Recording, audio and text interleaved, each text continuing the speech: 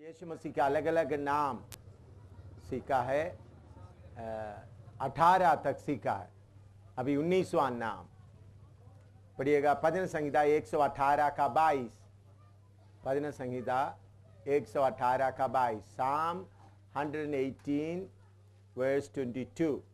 Psalm 118 verse 22। भजन संहिता 118 का 22 है। पढ़ो। राज मिस्त्रियों ने जिस पत्थर को निकम्मा ठहराया था वही कोने का सिरा हो गया है। वो ही कोने का सिरा हो गया है। इसके साथ एफेसी 2 का 20 पढ़िएगा। एफेसी 2 का 20। एफेसियंस 2:20। एफेसियंस 2:20। एफेसी 2 का 20। और प्रेरितों और भविष्यद्वक्ताओं की नींव पर जिसके कोने का पत्थर मसीह यीशु स्वयं ही है। हाँ, तो प्रभु यीशु मसीह का अगला नाम है कॉर्नरस्टोन या कोने का पत्थर। वह कौन सा नंबर है ये? 19वां नाम। प्रभु यीशु मसीह का पदवी या नाम कॉर्नरस्टोन।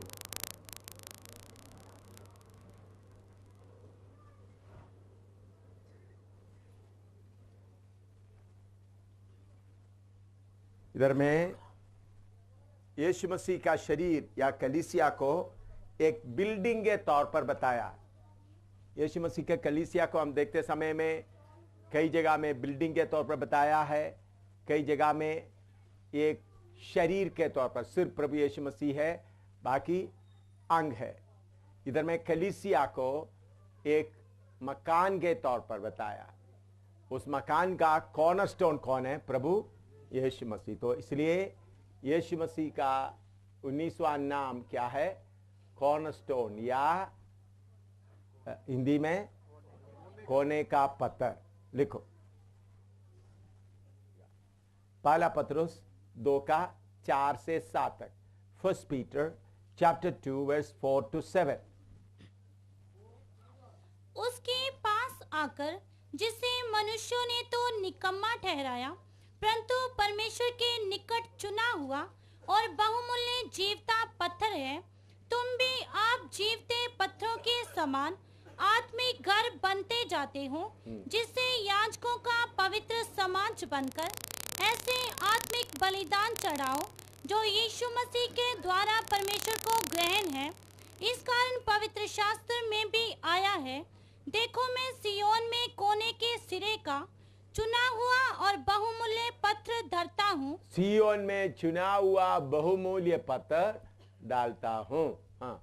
और जो कोई उस पर विश्वास करेगा वह किसी रीति से लज्जित नहीं होगा। हाँ, बस इधर में प्रभु यीशु मसीह को बहुमूल्य परखा हुआ पत्थर किधर डाला हुआ है? सियोन में। उनके साथ हम सबको भी जैसा यीशु मसीह कोने का पत्थर है, तो उस पवित्र भवन या कलीसिया का पत्थर आप और मैं। कोने का पत्थर कौन है? प्रभु यीशु मसीह। इधर बैठे हुए बपतिस्मा लिया हुआ एक एक कौन है? परखा हुआ एक एक पत्थर है। प्रभु यीशु मसीह कोने का पत्थर, हर एक विश्वासी कौन है? उनके साथ बनाया हुआ एक एक पत्थर है। अभी कोने का पत्थर, परखा हुआ पत्थर पढ़िए। यशायाह 28 का 16। आइसिया 28:16। यशायाह 28 का 16। यशायाह 28 का 16 या आइसिया 28:16। इसलिए प्रभु यहोवा यूं कहता है, हाँ। देखो मैंने सियोन में नींव का एक पत्थर रखा है। नींव का एक पत्थर रखा है। एक परखा हुआ पत्थर, परखा हुआ पत्थर, कोने का अनमोल हाँ। और अति दृढ़ नींव के योग्य पत्थर, और जो कोई विश्वास रखे वह उतावली ना करेगा। हाँ, इधर में लिखा है सियोन में डाला हुआ पत्थर। कौन सा पत्थर है? परखा हुआ पत्थर। तो सियोन में डाला हुआ पत्थर परखा हुआ पत्थर है, तो जो लोग इस मकान में आते उनको सबको परखना जरूरी है। परखा हुआ पत्री इस कलीसिया में, यह है नया यरूशलेम में असली कलीसिया, यह है कलीसिया। इस कलीसिया का कोने का पत्थर कौन है? प्रभु यीशु मसीह। तो उसका बाकी सारे प्रभु यीशु मसीह परखा हुआ पत्थर है, तो बाकी सब भी कौन सा पत्थर होना चाहिए? परखा हुआ पत्थर। तो यीशु मसीह के बारे में हम पढ़ते हैं, पिछले दिनों में भी पढ़ा, इब्रानी 5 का 7 से 9 तक पढ़िएगा। इब्रानी 5 का 7 से 9।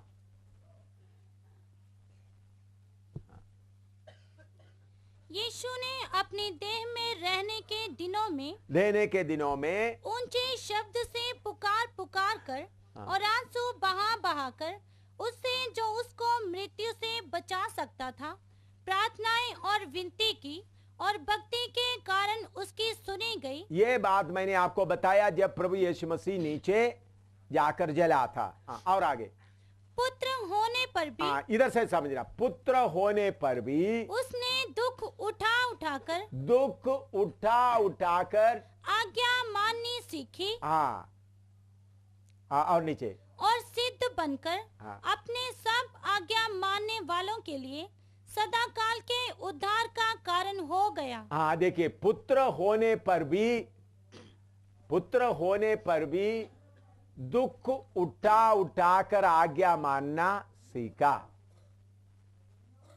हम यीशु मसीह के बारे में देखते हैं, जब यीशु मसीह मनुष्य के तौर पर जन्म लिया, 29 साल तक अपना मां बाप के अधीन में रहा। कारपेंटर का काम, या हिंदी में क्या बोलते, बढ़ई का काम करता रहा। तरखान का काम करता रहा। दुख उठाकर आज्ञा मानना सीखा। प्रभु यीशु मसीह दुख उठाकर आज्ञा मानना है, तो हमको भी आज्ञा मानने के लिए क्या करना पड़ेगा? दुख उठाना पड़ेगा।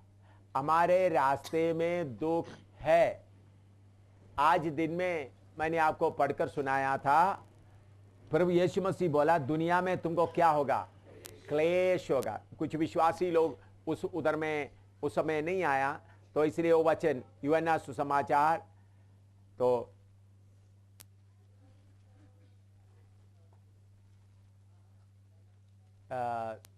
16 का 33 पढ़िएगा। यूहन्ना सुसमाचार 16 का 33, जॉन 16 वर्स 33।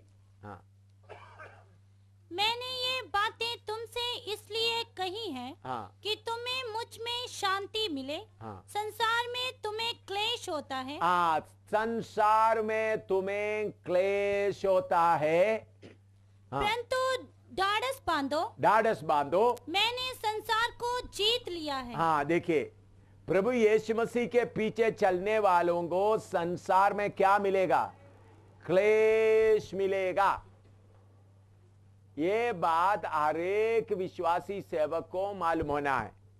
बाकी जगहों में जाते हैं, मूर्ति पूजा, मंदिरों में जाते हैं, तीर्थ स्नान करने के लिए जाता है, हज करने के लिए जाते हैं, अपना क्लेश दूर करने के लिए जाते हैं। उन लोग बोलते हैं तो अच्छे नवरात्रा में अभी देखो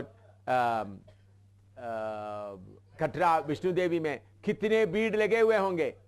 उन लोग किसके लिए जाता है? उनका क्लेश दूर होने के लिए। इधर क्यों आया है? क्लेश लेने के लिए। फर्क समझना अच्छी तरह, नहीं तो आपको यह बात अच्छी तरह मालूम नहीं है तो आप गलत जगह में फंस गया तो निकल जाना भाई। नहीं तो आप बोलेंगे देखो यीशु के पास आ गया तो क्लेश बढ़ रहा है। हाँ जी, क्लेश बढ़ने का रास्ता है ये। प्रभु यीशु ने बोला कौन सा रास्ता में जाना है? तंग मार्ग में जाना है। खुला चौड़ा मार्ग में बहुत लोग जाता है, लेकिन जीवन का मार्ग कौन सा है? तंग मार्ग। तो प्रभु यीशु मसीह के पास आने से आपको क्लेश मिलेगा करके पहले आपका मन में रहना है। घर से क्लेश मिलेगा, रिश्तेदारों से क्लेश मिलेगा, बरादरी से क्लेश मिलेगा, मोहल्ले से भी लोग निकालेंगे। ये बात पहले मन में तैयार रखना। इसलिए प्रभु यीशु मसीह ने बोला बैठ करके हिसाब कर लें, जब तक सब चीजें ना त्यागेगा मेरा चेला नहीं हो सकता। इसलिए बैठ कर हिसाब कर ले। तो प्रभु यीशु मसीह के पीछे आने वालों को इस संसार में क्या मिलेगा? क्लेश। उसके अलावा 15 अध्याय, यूहन्ना 15 अध्याय का 18 और 19, 15 का 18 और 19।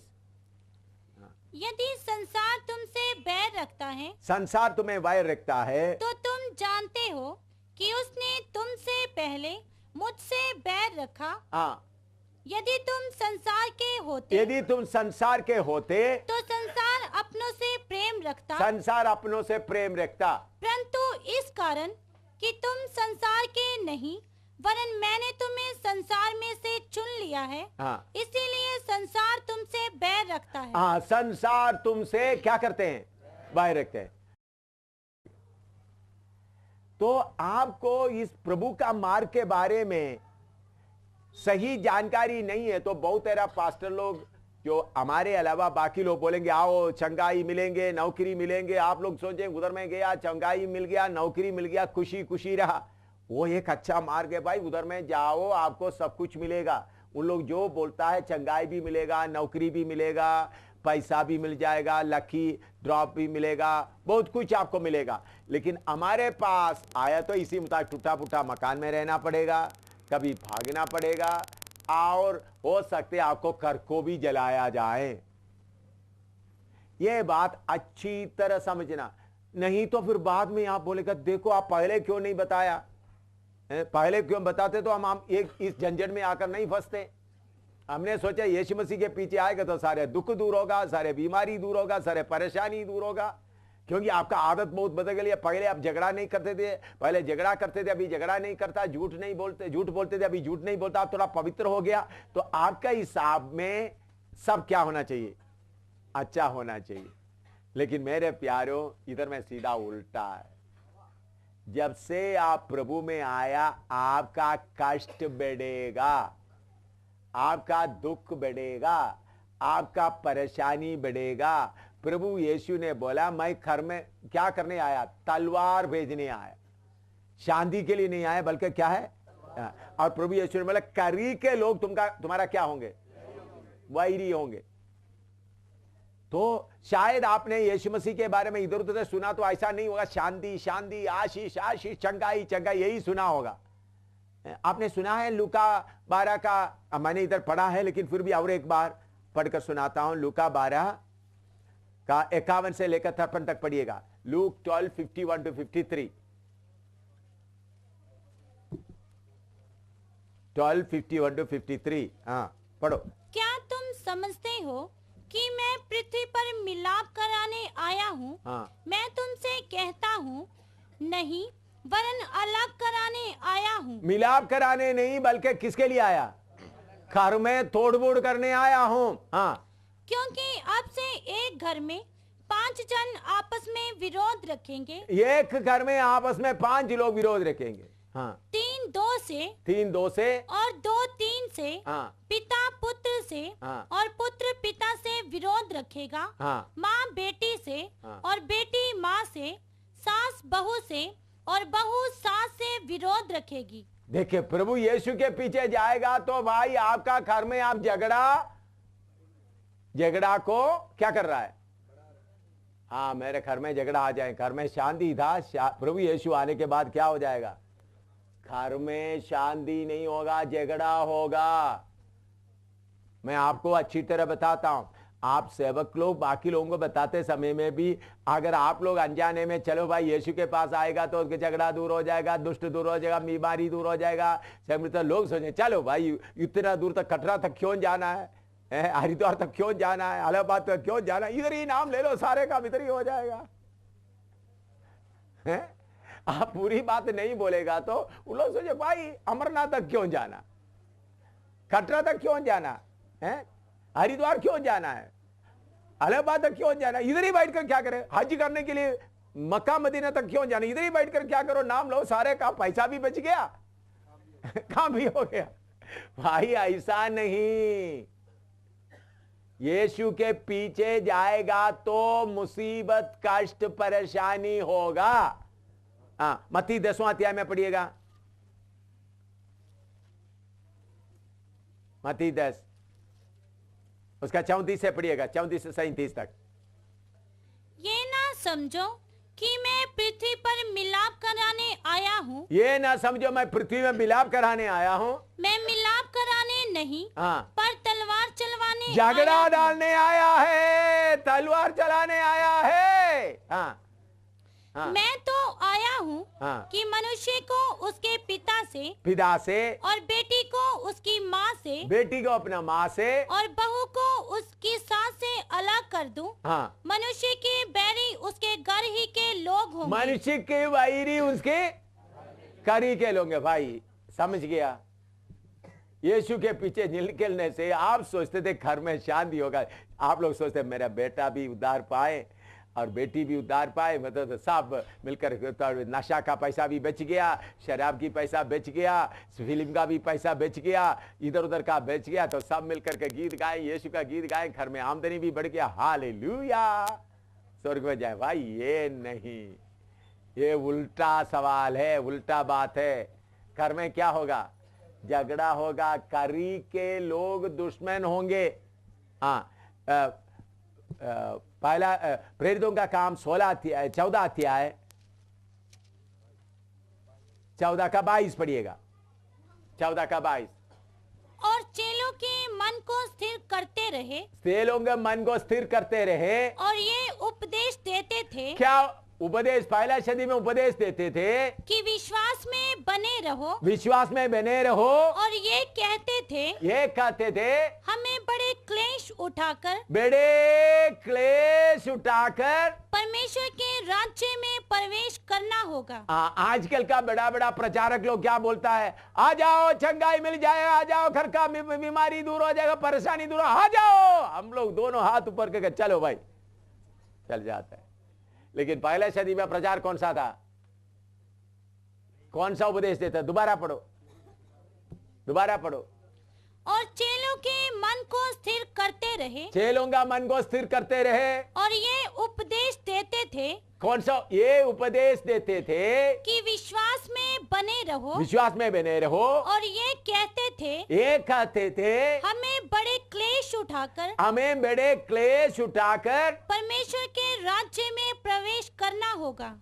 बड़े क्लेश उठाकर परमेश्वर का राज्य में प्रवेश करना होगा। जम्मू में ये प्रचार करने वाला सिर्फ हम ही लोग होंगे, बाकी सब ये प्रचार करते हैं, मुझे मालूम नहीं है।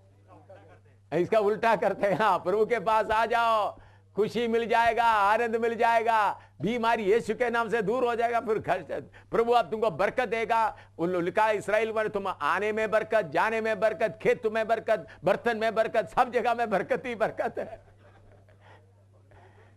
है। हाँ, पड़ जाएगा, लेकिन जाते समय में हमारा चंदा भी डालकर जाना। लेकिन मेरे भाई, मैं आपको बताता हूं, यीशु मसीह के पीछे चलने से ऐसा नहीं। पहला सदी के कलीसिया में ये बात सिखाते थे, उनको उपदेश देते थे, उनको ये कहते थे, बहुत क्लेश उठाकर परमेश्वर का राज्य में क्या करना होगा? प्रवेश करना होगा। बहुत क्लेश उठाकर, घर के लोग खिलाफ होंगे, बहुत कीमत देना पड़ेगा। मैं प्रभु का धन्यवाद देता हूं, श्यामलाल और उनका पत्नी बबली इधर बैठे हैं, उनके सामने मैं गवाही देना चाहता हूं। उनका एक बेटा था, बड़ा बेटा, पैरालाइज बीमारी ऐसा था जैसा लकड़ी जैसा ही था।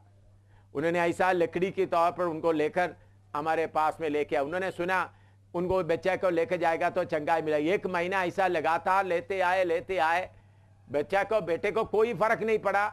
उनको वचन थोड़ा थोड़ा सुनने लगा, तो लोग उनको बोलते थे, ये तुम्हारा बेटे को कुछ नहीं हो, फिर भी क्यों जा रहे? तब उन लोग बोलने लगा, बेटे के बीमारी के कारण हम लोग प्रभु में आए, सुनने आए, लेकिन अभी हमको वचन सुनने के लिए मिल रहा है, अच्छा लग रहा है। ऐसा कितना देर चलता रहा। ऐसा चलते काफी देर के बाद उनका एक अच्छा तंदुरुस्त बेटा था, स्कूल में पढ़ रहा था। स्कूल में पढ़ते वक्त स्कूल से खबर आ गया बेटा उल्टी कर रहा है, जाकर लेके आए। तो प्रार्थना मैंने भाई को बोला हॉस्पिटल में नजदीक वर्मा के मकान में रहते, उधर ले जाओ।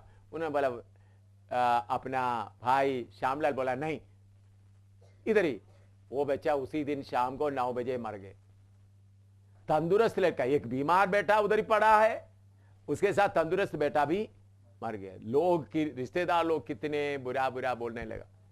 मैंने उस समय सोचा शायद प्रभु वो तंदुरुस्त बेटा मर गया तो दूसरा बीमार लड़का ठीक होंगे, लेकिन मैं किसी जगह में बाहर गया हुआ था, तो उसी समय में तंदुरुस्त बेटा भी बीमार होकर वो भी खत्म हो गया। इधर बैठे हुए तो यीशु मसीह के पास आने के कारण बीमार बेटा भी मर गया, तंदुरुस्त बेटा भी मर गया। उनको ना कोई मकान मिला, अभी भी किराए मकान में रह रहा है। तो यीशु के पीछे चलने से फायदा मिलेगा करके सोचकर कोई इधर बैठा है, तो ऐसा बाइबल क्लास में शामिल होने के लिए पंजाब से आया, तो मैं आपको बताता हूं भाई आप गलत जगह में आ गया हैं। आप खाली बिस्तरा बांध कर आप अपना जगह में जाओ कोई, क्योंकि पहले इधर में आपको क्या मिलेगा। हो सकता है कभी इधर में पिटाई करने वाले इसको जला दिया, आपका कपड़ा भी जला दिया, शायद आपका हाथ भी जल गया हो, तो आप बोलेंगे बाइबल क्लास सीखने के लिए गया। पत्नी बोलेगे देखो जल कर आ गया, अभी मजदूरी भी नहीं कर सकते। ऐसा ही होंगे, शायद आपका पाँव तोड़ दिया होगा, लंगड़ा लंगड़ा जाएंगे। तो ये कीमत देने के लिए तैयार होना है। ऐसा ही लोग ही बैठे, ये यीशु ने बोला मुझ में तुमको शांति मिलेगा। इसका दूसरी बात है, अगर हम ऐसा कीमत देकर तैयार होगा तो ये पृथ्वी नाश होगा, इधर में देखने वाला सब चीजें नाश होगा, नया शरीर के साथ प्रभु के साथ युगान युग तक वास करेंगे। ये एक उम्मीद है। ये धरती का रिश्तेदारी थोड़ी देर के लिए है, मकान थोड़ी देर के लिए, बैंक का पैसा थोड़ी देर के लिए, इस दुनिया का सारे, इस संसार का मनुष्य का सारे शोभा, पहला पत्रुस में पढ़िएगा, पहला पत्रुस, मनुष्य का सारा शोभा क्या है। 1:24 पढ़िएगा, पहला पत्रुस 1:24। क्योंकि हर एक प्राणी घास के समान है, हर एक प्राणी घास के समान है, और उसकी सारी शोभा घास के फूल के समान है। उनकी सारी शोभा, बड़ा नौकरी, बड़ा स्थान, बड़ा सिंहासन, मिनिस्टर, प्राइम मिनिस्टर या बड़ा पॉलिटिकल लीडर, ये सब किसके समान है? घास की फूल के समान। दोबारा पढ़ो। हर एक प्राणी घास के समान है, हर एक प्राणी घास के समान है, और उसकी सारी शोभा घास के फूल के समान है। घास की फूल की समान है। हाँ, घास सूख जाती है, हाँ, और फूल झड़ जाता है, हाँ, परंतु प्रभु का वचन युगानुयुग स्थिर रहता है। लेकिन प्रभु का वचन युगानुयुग स्थिर रहेगा। अभी आप बोलेंगे ओ मेरा चाचा, मेरा मामा बड़ा मकान बना, बड़ा कोठी बना, हालेलुया, प्रेज द लॉर्ड, बड़ा उधर में बड़ा खुशी मनाया, कार में घूम रहे, देखो घर के पास देखो 3-4 कार खड़ा है, पति एक कार में चल रहा है, पत्नी दूसरा कार में चल रहा है, बेटा एक कार में चले, बेटी देखो कितना खुशी। ऐसा होना चाहिए। लेकिन भाई जब मौत आकर दरवाजे में खटखट आएगा, कार उधर ही पड़ा रहेगा और कोई चलाएगा, मकान में और कोई आकर रहेगा। ये बात समझना है। याकूब 4 का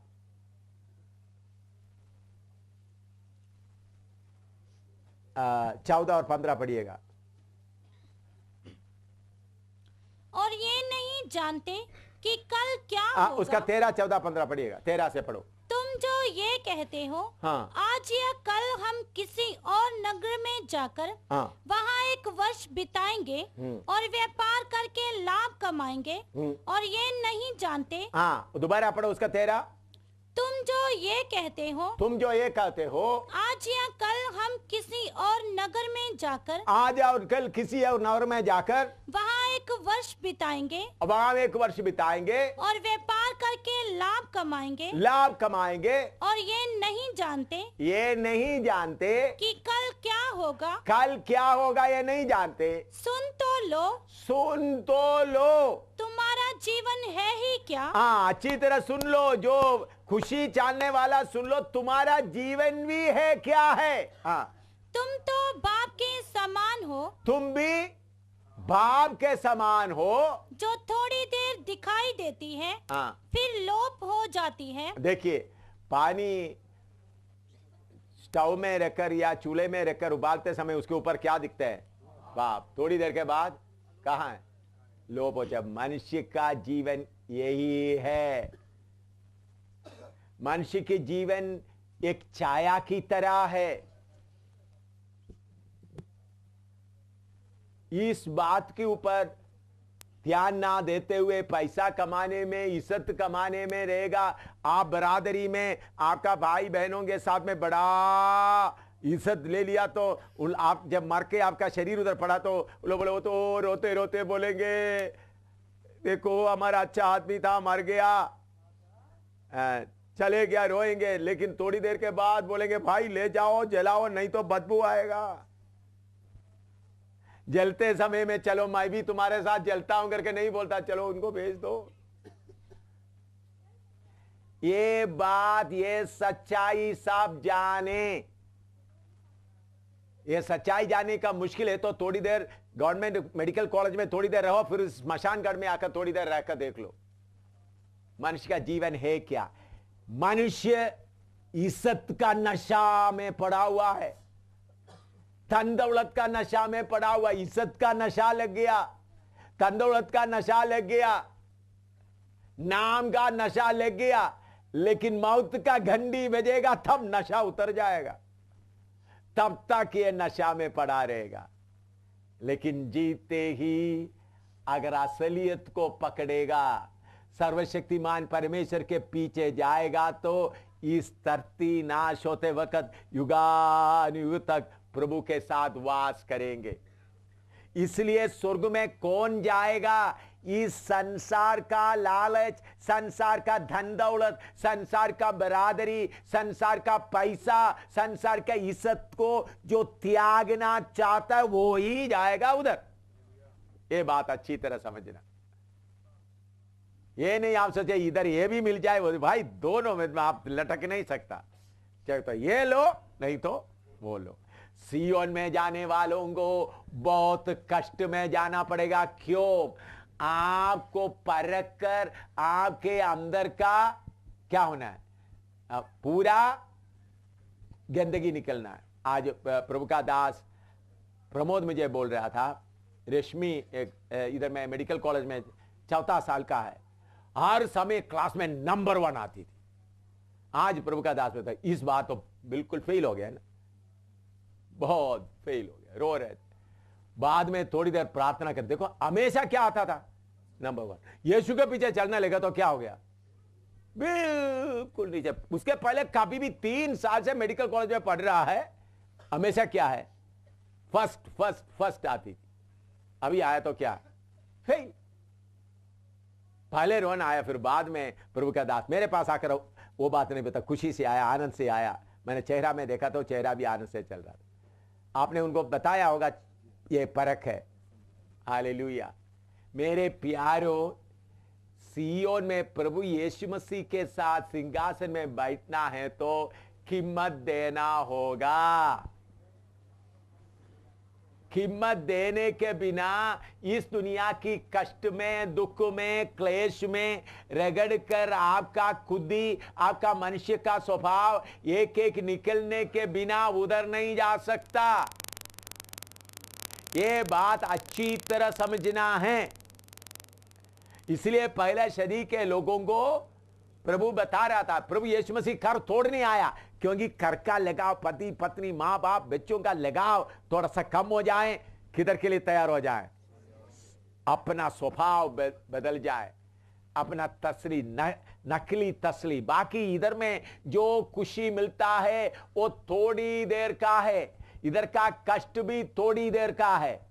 इसलिए आपको सियोन में जाने वाला एक एक पत्थर को बहुत बुरी तरह से क्या करेगा, परखा जाएगा, बहुत बुरी तरह से। इतना मैं कुछ लिखना तो लिखे जल्दी, फिर आगे मैं बताऊंगा। नेक्स्ट, पहला पत्रोस 1:7 पढ़िएगा। पहला पत्रोस 1:7, 1 पीटर 1:7।